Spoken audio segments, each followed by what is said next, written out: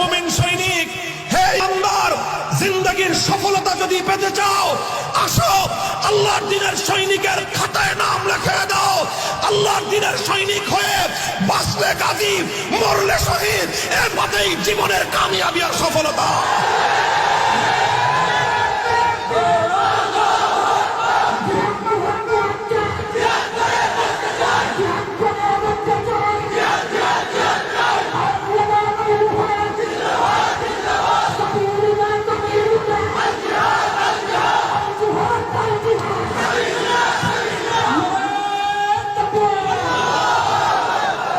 ইসলামের জন্য সৈনিক চাই, সৈনিক।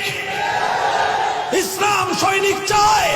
আল্লাহ পাক রব্বুল আলামিন তাদেরকেই পছন্দ করেন যারা তাদের রাত এবং দিনের সময়গুলোকে আল্লাহর দ্বীনের সৈনিক হওয়ার জন্য উৎসর্গ করতে প্রস্তুত।